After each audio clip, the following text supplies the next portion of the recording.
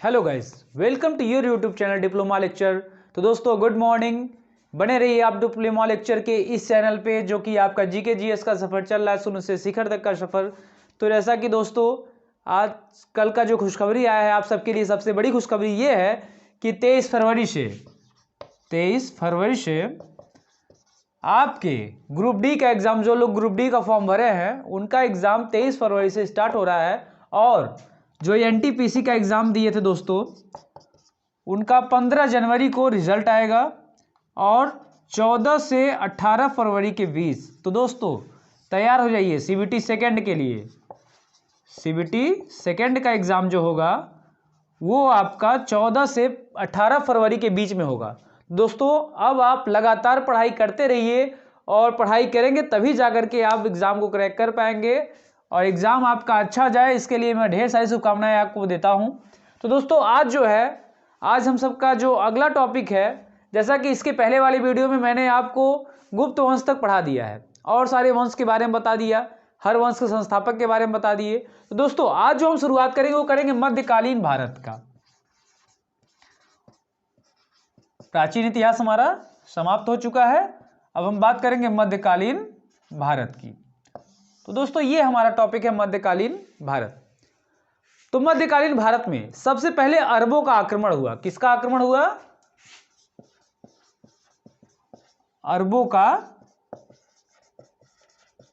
आक्रमण हुआ। अब ये सबसे पहले अरब आक्रमणकारी कौन थे, पहला हमें ये जानना जरूरी है। तो सबसे पहले आक्रमणकारी जो थे वो थे मोहम्मद बिन कासिम। मोहम्मद बिन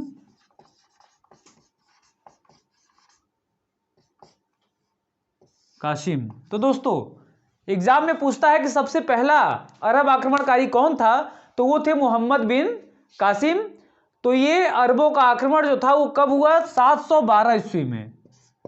712 ईस्वी में सिंध पर हुआ था। कब हुआ था? सिंध मतलब भारत पर 712 ईस्वी में अरबों का आक्रमण हुआ था। मतलब 712 ईस्वी में अरबों ने सिंध पर विजय प्राप्त किया था।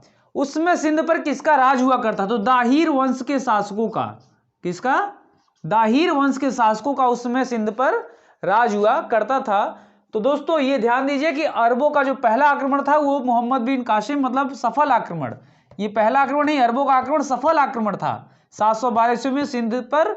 और ये दाहिर वंश के शासक उस समय भारत पे मतलब राज कर रहे थे।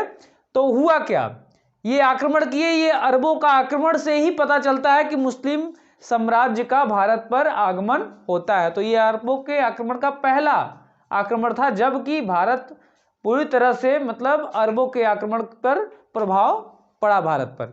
तो दोस्तों इसके बाद क्या होता है, हम चलते हैं सीधे सीधे गजनी की तरफ। दोस्तों सबसे पहले जान लेते हैं कि गजनी कौन था, मोहम्मद गजनवी कौन थे। तो ये तो आप देख लिए कि अरबों का सबसे पहला आक्रमण कब हुआ था? 712 ईस्वी में।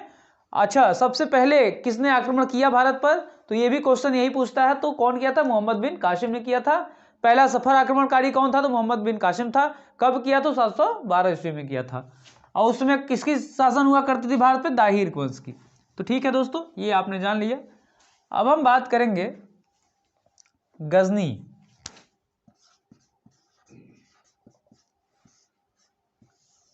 गजनी की बात करेंगे। अभी पहले गजनी को जान लेते हैं, उसके बाद मोहम्मद गजनवी के बारे में बताएंगे। तो दोस्तों एक समय था जब ईरान, अफगानिस्तान,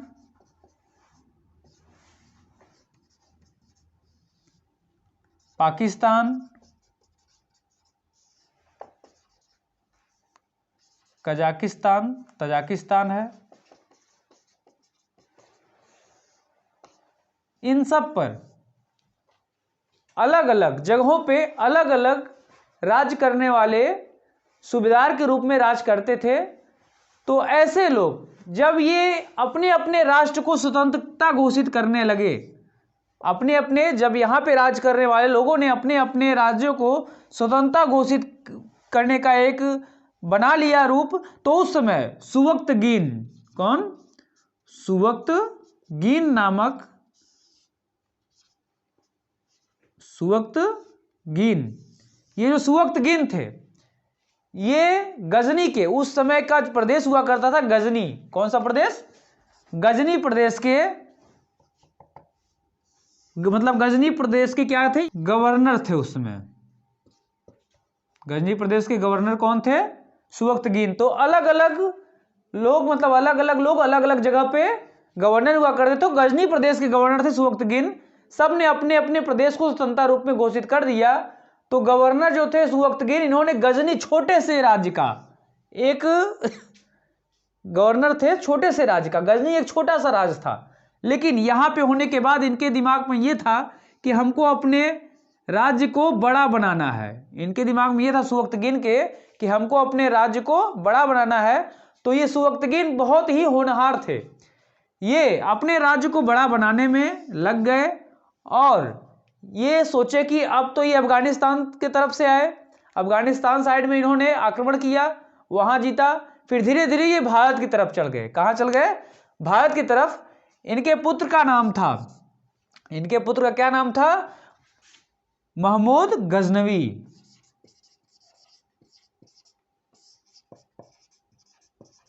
महमूद गजनवी।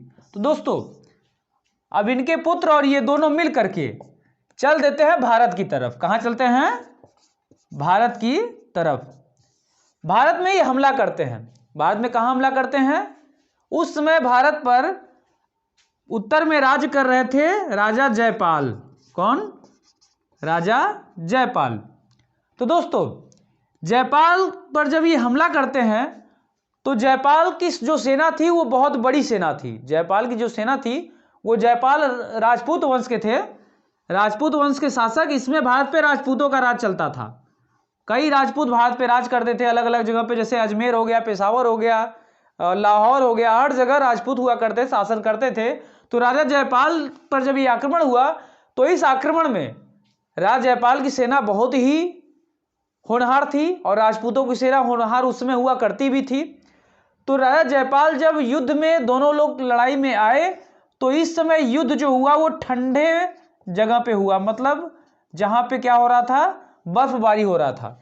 तो ऐसे बर्फबारी के समय राजा जयपाल के जो जितने भी सैनिक थे वो पराजय की स्थिति में आ गए। किस स्थिति में आ गए? पराजय की स्थिति में आ जाते हैं। तो उस समय राजा जयपाल इन पे समर्पित हो जाते हैं। कहते हैं कि जो भी आपको धन लेना है वो ले लीजिए और लेकर के चले जाइए। सुवक्तगीन को कहते हैं। लेकिन सुवक्तगीन तो तैयार हो जाते हैं, सुवक्तगीन तैयार होते हैं, लेकिन ये महमूद गजनवी तैयार नहीं होता। महमूद गजनवी कहता है नहीं, हमको भारत पर राज करना है। तो ये तैयार नहीं होता। फिर सुवक्तगीन को समझाते हैं कि आप मान लीजिए। सुवक्तगीन पुनः गजनवी के पास जाते हैं, गजनवी नहीं मानता। फिर जयपाल के एक सेनापति जाते हैं, सुवक्तगीन से कहते हैं कि ये जान लीजिए कि कभी अगर राजपूत वंशज, राजा जयपाल एक राजपूत थे, कि अगर राजपूत अपने पे आ गए तब आप जो जीत रहे हैं वो भी हार की स्थिति में आ जाएंगे।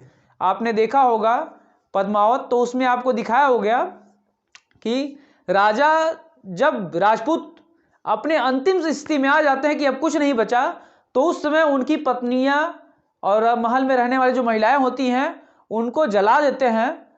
और जलाने के बाद युद्ध में कूद जाते हैं, तब उन्हें कुछ नहीं दिखता, वो अपनी लड़ाई किसी और तरीके से लड़ने लगते हैं। तो ऐसे लड़ाई में इनको एक उपदेश दिया जाकर के सेनापति ने कि आप एक काम करिए कि आप अपनी सेना को वापस ले लीजिए, आप धन लेकर चले जाइए। तब ये समझ जाते हैं कि हाँ, हमें धन लेकर के वापस जाना सही पड़ेगा। तब सुवक्तगीन और गजनवी को लेकर के चले जाते हैं पुनः अफगानिस्तान।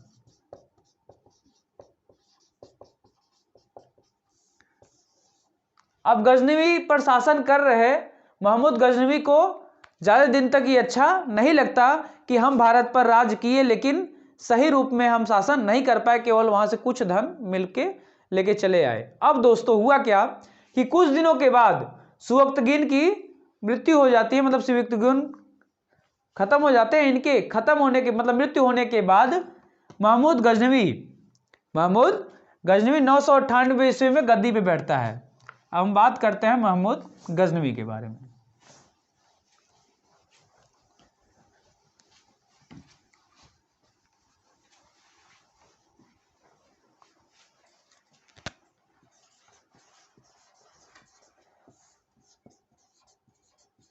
महमूद गजनवी।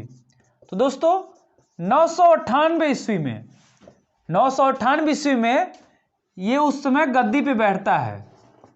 गद्दी पे बैठता है कहाँ के? गजनी के। गजनी एक छोटा सा प्रदेश था, गजनी के गद्दी पे बैठता है। अब यहाँ बैठने के बाद इसके दिमाग में तो पहले से ही था कि भारत में बहुत धन है, भारत में बहुत धन है, हमें भारत में चलना है। तो ये चल देता है भारत की तरफ। कहाँ चलता है? भारत की तरफ। पुनः 1001 ईस्वी में भारत पर इसका पहला आक्रमण था। और ये भी किसके विरुद्ध था? राजा जयपाल के ही विरुद्ध था। राजा जयपाल के विरुद्ध था। जयपाल के विरुद्ध 1001 ईस्वी में जब ये आक्रमण करता है तो उस समय जयपाल को पराजित कर देता है और जयपाल को मार देता है, जयपाल की हत्या कर देता है। तो इस हत्या के बाद, इसके हत्या के बाद इसका पुत्र जयपाल का पुत्र आनंदपाल हुआ करता था। कौन? आनंदपाल। अब दोस्तों जयपाल की हत्या इसने पहले आक्रमण में कर दिया। अब आनंदपाल अपने राज्य पर पहुंचता है और ये पुनः 1008 ईस्वी में 1008 ईस्वी में होता क्या है? आनंदपाल और महमूद गजनवी से पुनः युद्ध होता है। और इस युद्ध में राजा जयपाल जो था ये कई राजपूतों को, जैसे दिल्ली के, अजमेर के, लाहौर के, ऐसे न जाने कितने राजपूतों को इकट्ठा किया था। अजमेर के, दिल्ली के, लाहौर के और पेशावर के। तो ऐसे कई राजपूतों को आनंदपाल इकट्ठा करने में सक्षम हो गया था। इकट्ठा करने के बाद पुनः इस पर ये आक्रमण कर देते हैं। लेकिन होता क्या है कि इस युद्ध में भी आनंदपाल पराजित हो जाते हैं। पराजित न होते ही, लेकिन कुछ कमियां थी इनकी, जैसे कि इतनी बड़ी सेना को देखने के बाद ये अपने सेना को कुछ छोटे छोटे भागों में विभाजित कर देता है। कौन? गजनवी। और कई तरीके से लगभग चारों तरफ से आक्रमण कर देता है। अब इनकी विशाल सेना इस छोटी सेनाओं से पराजित हो जाती है। अब एक चीज और था इसमें। पहली बात तो राजा जयपाल युद्ध में लड़ते रहे। राजा जयपाल क्या हुआ युद्ध में? अरे आनंदपाल युद्ध में लड़ते रहे। कई गवर्नर इनके, कई आसपास के राजपूत शासक भी युद्ध में लड़ते रहे साथ में। लेकिन युद्ध में लड़ते समय इन्होंने एक स्ट्रेटजी अपनाई। किसने?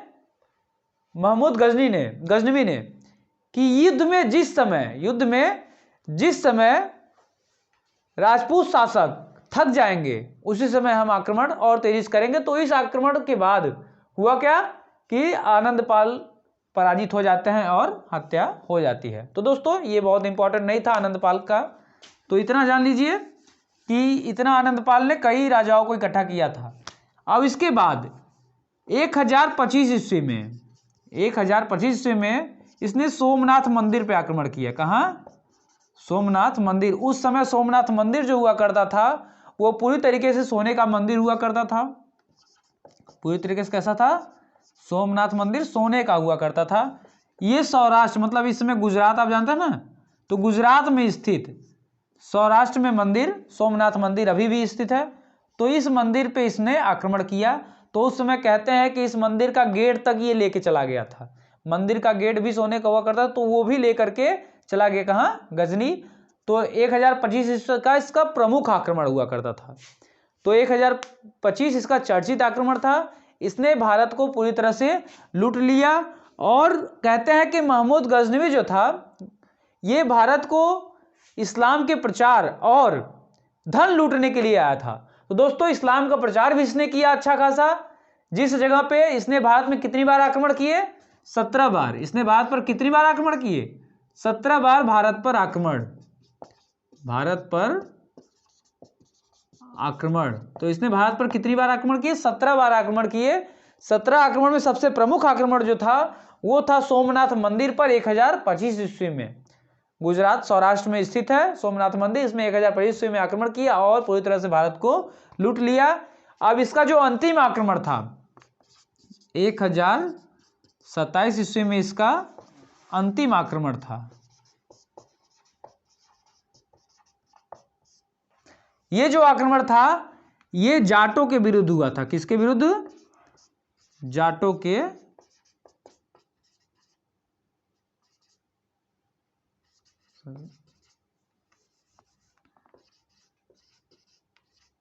ये जाटों के विरुद्ध हुआ था। तो दोस्तों ये इसका अंतिम आक्रमण रहा। अब हुआ क्या कि सबसे पहले हम एक बार रिव्यू देख लेते हैं क्या क्या इसके में हुआ है। तो दोस्तों महमूद गजनवी जो था वो सुवक्तगीन का पुत्र था। सुवक्तगीन भारत पे जयपाल के समय में इसने आक्रमण किया था और जब जयपाल के समय में आक्रमण किया था सुवक्तगीन तो उस समय भी महमूद गजनवी जो था वो सुवक्तगीन के साथ था और महमूद गजनवी बहुत ही होनहार था। जब हुआ क्या सुवक्तगीन और गजनवी दोनों मिल करके जयपाल के ऊपर हमला किए थे तो उस समय जयपाल जो थे राजपूत शासक बहुत ही सक्रिय और होनहार हुआ करते थे तो वो भी जीतने वाले थे। लेकिन महमूद गजनवी की जो परिकाष्ठा थी जिस तरीके से लड़ रहा था उससे उसी समय के लोग प्रभावित हो गए थे और आगे चल के हुआ क्या कि इसने भारत पर 17 बार आक्रमण किए जिसमें जयपाल पे भी इसमें बाद में फिर आक्रमण किया और उसके बाद इसके पुत्र आनंदपाल से इसके युद्ध हुए, लड़ाई हुए और इसके बाद सबसे प्रमुख आक्रमण जो था वो था सोमनाथ मंदिर पे सौराष्ट्र में स्थित मतलब गुजरात में और उसके बाद अंतिम आक्रमण जो था 1027 ईस्वी में जाटों के विरुद्ध था। तो दोस्तों अब क्या होता है कि ये गजनी वापस चला जाता है। कहाँ? गजनी वापस चला जाता है जो कि पाकिस्तान में इसका मकबरा भी है। तो 1030 ईस्वी में इसकी मृत्यु हो जाती है। तो दोस्तों इतना जान लीजिए कि इसकी मृत्यु जो होती है 1030 ईस्वी में होती है। तो इसके बाद जो हम चलते हैं अब चलते हैं सीधे इसी के दरबार में कौन कौन हुआ करते थे ये जान लेते हैं। तो एक और चीज पूछता है कि सुल्तान की उपाधि, किसकी उपाधि? सुल्तान की उपाधि धारण करने वाला प्रथम व्यक्ति कौन था? तो ये था यही महमूद गजनवी। और इसके दरबार में कुछ प्रमुख लोग हुआ करते थे जिनका नाम मैं आपको यहां लिख दे रहा हूं। आपने सुना होगा अल बरूनी,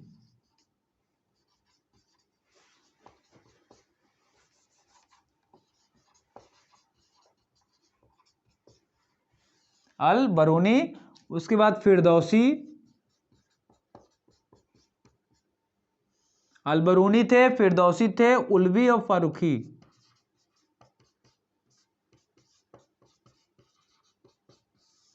ये इसके दरबारी कवि हुआ करते थे।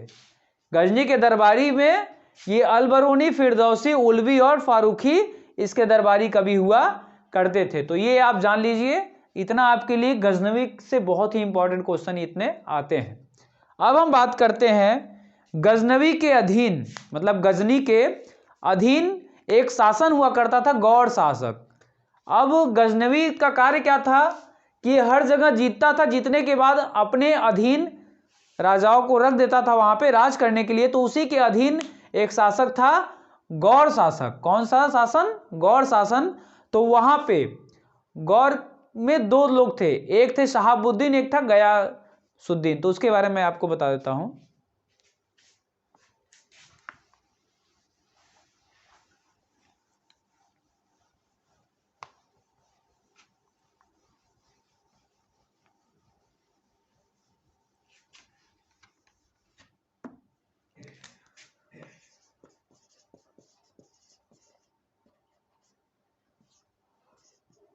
शहाबुद्दीन, गयासुद्दीन। तो दोस्तों दो भाई ये थे, ये क्या थे? दो भाई थे, शहाबुद्दीन और गयासुद्दीन। ये बड़ा भाई था। ये कौन था? ये बड़ा था और ये छोटा था शहाबुद्दीन। तो दोस्तों जो गयासुद्दीन था ये बड़ा था और ये गौर के गद्दी पे बैठा हुआ था। गौर शासक मतलब गजनी के अधीन एक गौर शासक हुआ करता जिसपे ये बैठा हुआ था। तो उस समय क्या होता है कि बड़ा भाई तो गद्दी पे बैठा था, लेकिन जो कार्यकाल देखना था वो कौन देखता था? शहाबुद्दीन मतलब छोटा भाई देखता था। तो ये जो गयासुद्दीन का छोटा भाई शहाबुद्दीन, ये भी भारत की तरफ रुख करता है।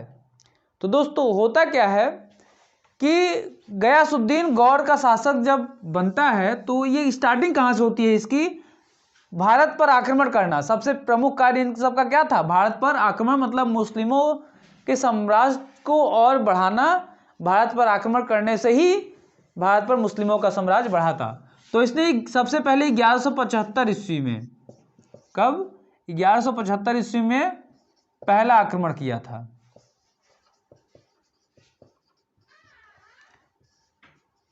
भारत पर, इसका भारत पर, इसका पूरा नाम जानते क्या दोस्तों? इसका पूरा नाम है शहाबुद्दीन मोहम्मद गौरी। शहाबुद्दीन मोहम्मद गौरी। अब समझ में आ रहा होगा, मोहम्मद गौरी आपने सुना होगा।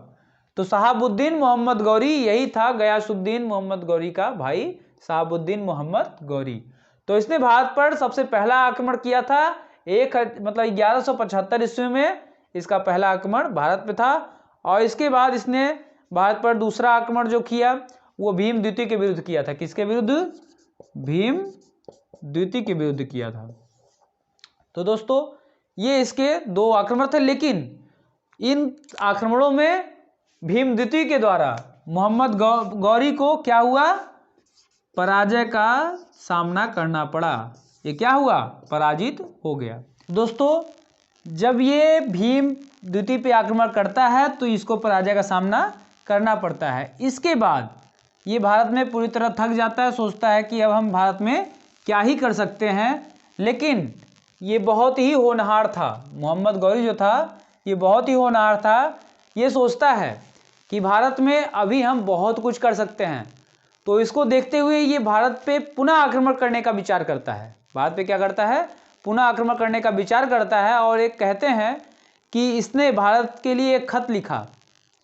उसमें भारत पर दिल्ली पे शासन कर रहे थे पृथ्वीराज चौहान। पृथ्वीराज चौहान को खत लिखता है कि तुम आत्मसमर्पण कर दो, नहीं तो मुझे तुम्हारे ऊपर आक्रमण करना पड़ेगा, जिससे तुम्हें अपने जिंदगी से भी हाथ धोना पड़ सकता है। तो ऐसे देख करके जो इसने लिखा था पत्र, वैसे पत्र को देख करके पृथ्वीराज चौहान भी कहते हैं कि ऐसे आने दो, जो आएगा आएगा, देख लेंगे। उस समय के राजपूत हुआ करते थे, तो ऐसे राजपूत भी होनहार हुआ करते थे।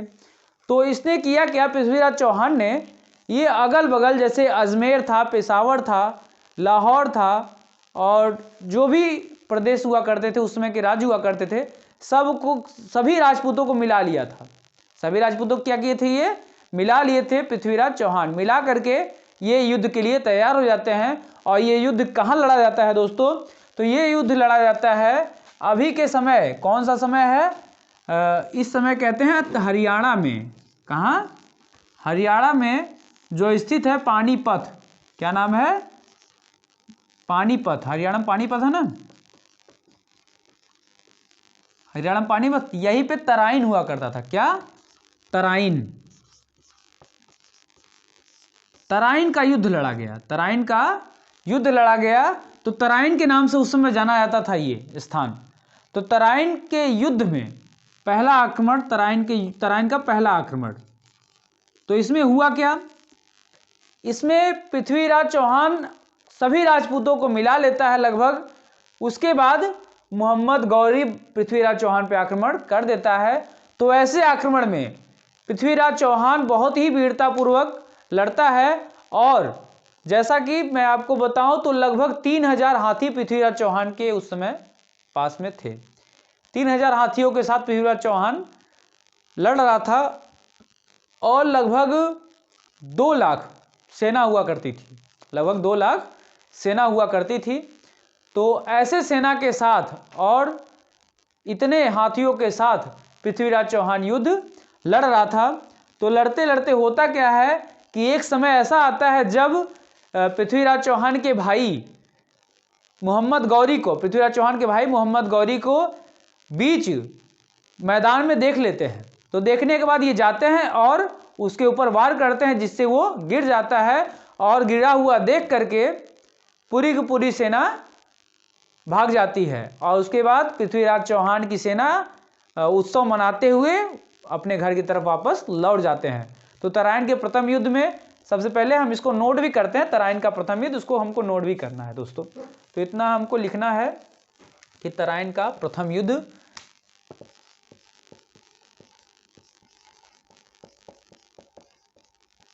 फर्स्ट युद्ध। तो जो तराइन का प्रथम युद्ध था ये हुआ था 1191 ईस्वी में। कब हुआ था? 1191 ईस्वी में हुआ था दोस्तों। ये याद करने के लिए है क्योंकि 1191 बहुत ही इंपॉर्टेंट है, पूछ लेता है तराइन का प्रथम युद्ध। तो 1191 ईस्वी में हुआ था और किसके किसके बीच हुआ था? तो पृथ्वीराज चौहान और गौरी के बीच, गौरी व चौहान के बीच हुआ था। और इसमें जीता कौन था? विजेता कौन थे? चौहान थे। विजेता कौन थे? पृथ्वीराज चौहान थे। तो दोस्तों अब मैंने आपको बताया कि पृथ्वीराज चौहान को इनके भाई मतलब पृथ्वीराज चौहान के भाई मोहम्मद गौरी को बीच मैदान में देख लेते हैं, जिससे वो जा करके पृथ्वीराज चौहान के भाई गौरी के ऊपर हमला कर देते हैं और गौरी बीच मैदान में गिर जाता है। और गिरने के बाद उसकी सेना को ये लगता है कि हमारे राजा पराजित हो गए हैं और सेना वापस लौट जाती है।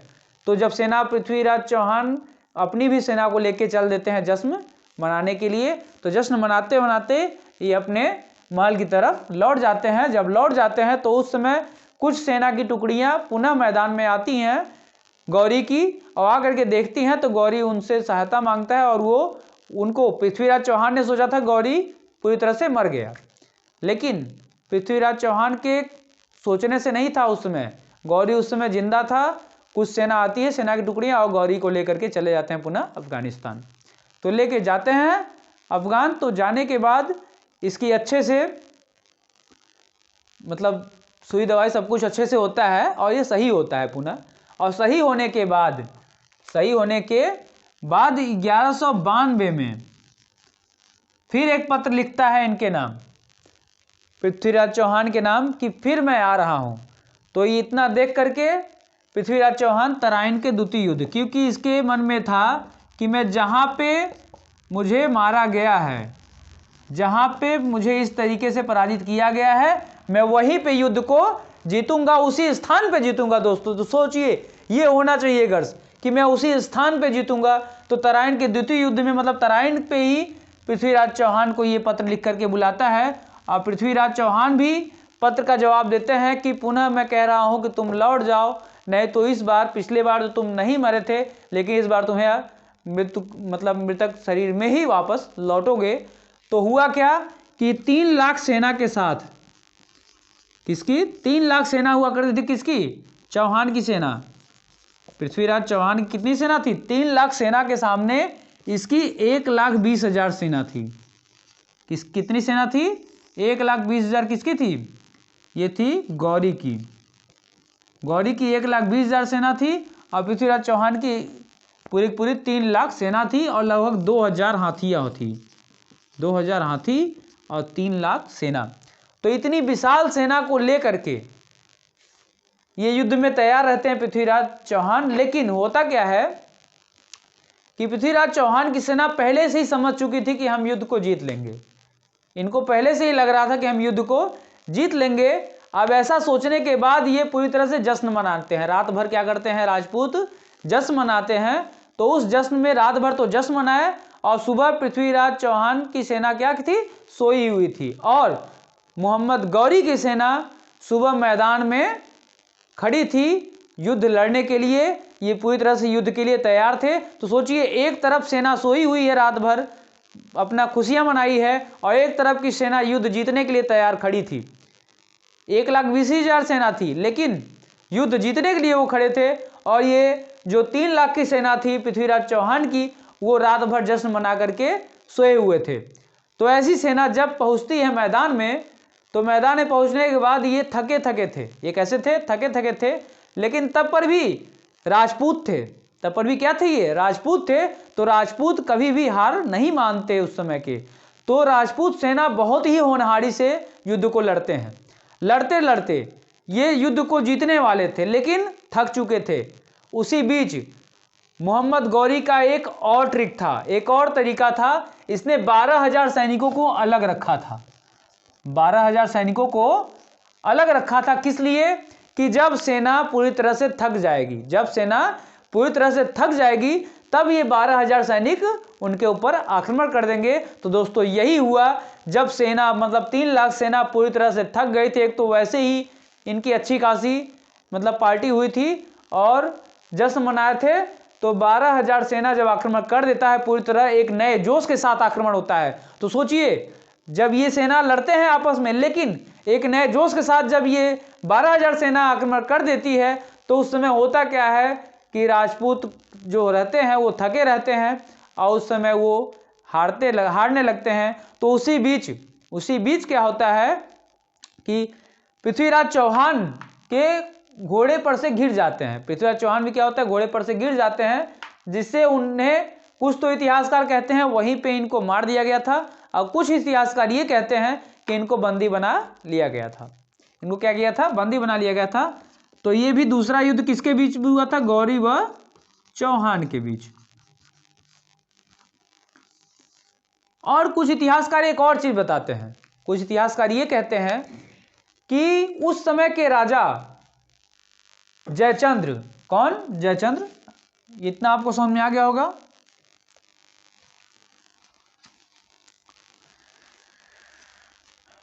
तो उस समय के एक राजा थे जयचंद्र,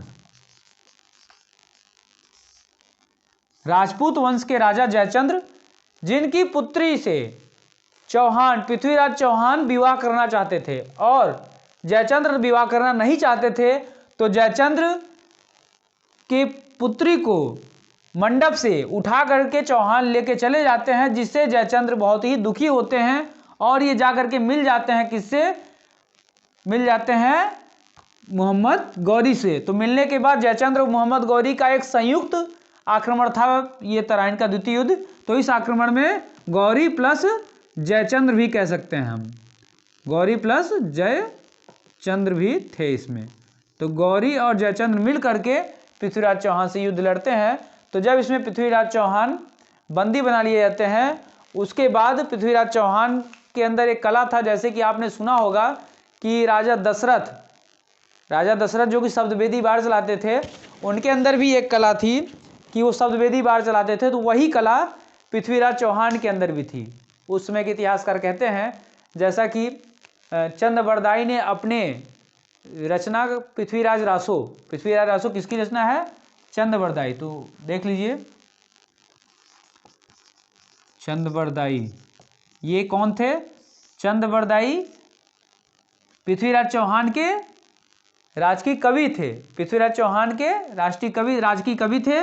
तो चंद्रबरदाई की रचना एक है पृथ्वीराज रासो। तो उसमें वर्णन किया गया है पृथ्वीराज रासो में कि जो पृथ्वीराज चौहान थे वो शब्दवेदी बाढ़ चलाते थे। तो ऐसा सब कुछ सुना था इसने। तो जब चंद्रबरदाई कभी भी जो किसी भी शासन के कवि हुआ करते थे, वो युद्ध नहीं लड़ा करते थे। तो जो राजा जीतता था उसके अधीन वो चले जाते थे। तो जब गौरी यहाँ पे जीतता है, पृथ्वीराज चौहान को बंदी बना लेता है, तो चंद्रबरदाई को बुलाता है, कहता है कि चलिए आप अपने राजा के बारे में बताइए कुछ। तो चंद्रबरदाई बताते हैं कि हमारे राजा जो हैं चौहान, वो शब्दवेदी बाढ़ चलाते हैं। तो उसकी प्रदर्शनी के लिए मोहम्मद गौरी बुलाता है एक सभा, और सभा में बुला करके देखना चाहता है क्या इनको ये सही है या गलत। तो देखने के लिए ले जाता है एक सभा में, और पृथ्वीराज चौहान की आंखों में पट्टी बांध करके इनको तीर धनुष थमा दिया जाता है और कहा जाता है कि आप शब्दवेदी बाढ़ चलाइए। तब ये कहा जाता है चंद्रबरदाई से कि आप कुछ बोलिए तब वो शब्दवेदी बाढ़ चलाएंगे। तो चंद्रबरदाई को सब पता ही था। तो चंद्रबरदाई उसी समय एक दोहा बोलते हैं कि 4 बांस 24 गज अंगुल अष्ट प्रमाण, ता ऊपर चौहान है ता ऊपर सुल्तान है मत चूको चौहान। तो दोस्तों 4 बांस 24 गज अंगुल अष्ट प्रमाण, समझ में आई? ये दूरियां बता रहे हैं कि इतनी दूरी पे सुल्तान बैठा हुआ है। 4 बांस 24 गज अंगुल अष्ट प्रमाण, इतनी दूर पे सुल्तान बैठा है। तो और उसके बाद ता ऊपर सुल्तान है, ता ऊपर सुल्तान है मत चूको चौहान। इतना समझ में आते ही पृथ्वीराज चौहान अपने बाण को चला देते हैं, जो कि जाकर के पृथ्वीराज चौहान के चलाए गए बाण जाकर के मोहम्मद गौरी के आंखों में लगते हैं। ये भी एक कहानी का ही भाग है, तो ये भी मैंने आपको बताया। तो इस तरीके से इनको फिर पुनः पृथ्वीराज चौहान को उसी समय फांसी दे दिया जाता है, मतलब इनकी हत्या कर दी जाती है। उसके बाद इस युद्ध में गौरी का जो साथ दिया था जयचंद्र, गौरी के साथ देने वाले कौन थे? जयचंद्र। पहले तो आपने देख लिया जन्नबरदाई, ये पृथ्वीराज रासो की रचना किसने की है। तो साथ तो दिया था इन्होंने किसका? गौरी का। लेकिन जयचंद्र और गौरी के बीच भी एक युद्ध होता है, गौरी के बीच भी युद्ध होता है। उस युद्ध का क्या नाम है? चंदावर का युद्ध। चंदावर का युद्ध। ये युद्ध कब हुआ था? 1194 ईस्वी में। तो 1194 ईस्वी में चंदावर के युद्ध में जयचंद्र और गौरी से युद्ध होता है चंदावर के जगह पे। 1192 में साथ में दोनों मिलकर लड़े थे, लेकिन गौरी को तो पूरे के पूरे भारत पे राज करना था। तो उस राज्य को चलाने के लिए ये जयचंद से भी आक्रमण करता है, आक्रमण करके जयचंद को भी पराजित कर देता है चंदावर के युद्ध में। तो इस तरीके से जो गौर शासक थे इनका पूरी तरीके से मतलब गजनी का शासन ये पहुंच गया कहाँ तक? लगभग बिहार तक। भारत में कहाँ तक? बिहार तक गौर वंश का अच्छा खासा पता चलने लगा कि गौर वंश वहाँ तक है। तो दोस्तों इतना तो आपने देख लिया। अब इसके बाद क्या होता है? मोहम्मद गौरी की हत्या भी हो जाती है 1206 में। 1206 में तो इतना आप जान लीजिए कि 1206 में मोहम्मद गौरी की हत्या हो जाती है। तो इसके बाद आता है मोहम्मद गौरी के ही हत्या हो जाने के बाद मतलब ये वापस चले जाते हैं, हत्या हो जाती है। तो इनके गुलाम हुआ करते थे 3, कुतुबुद्दीन ऐबक और एलदौच और कुबाचा, जो कि अब अगला हमारा टॉपिक होगा वो होगा गुलाम वंश। तो दोस्तों बने रहिए इसी तरीके से यूट्यूब चैनल में। मैंने आपको बार बार कहा है, लक्ष्य न ओझल होने पाए, कदम मिलाकर चल, सफलता तुम्हारी कदम चूम लेगी, आज नहीं तो कल। तो दोस्तों बने रहिए। अगर आपने इस वीडियो को लाइक नहीं किया है तो प्लीज़ लाइक कर दीजिए और शेयर कर दीजिए, और अगर चैनल को सब्सक्राइब नहीं किए हैं तो प्लीज़ सब्सक्राइब कर दीजिए, जिससे आपको नए नए वीडियोज़ हम समय से, जैसे कि शेड्यूल भी आपने देख लिया होगा। अगर आप जुड़े नहीं हो टेलीग्राम के लिंक पे तो आप डिस्क्रिप्शन बॉक्स में जा करके टेलीग्राम के लिंक पे भी जुड़ जाइए, और व्हाट्सएप ग्रुप में नहीं अगर जुड़े हैं तो ये आपका व्हाट्सएप नंबर है, इस पर आप मैसेज करिए, व्हाट्सएप ग्रुप में भी जुड़ जाइए। और अगर आपको कोई भी प्रॉब्लम हो तो इस नंबर पे आप मैसेज कर सकते हैं, व्हाट्सएप से बात या कॉलिंग कर सकते हैं, आप डायरेक्ट कॉल कर सकते हैं, कोई भी समस्या हो आप इस पर पूछ सकते हैं।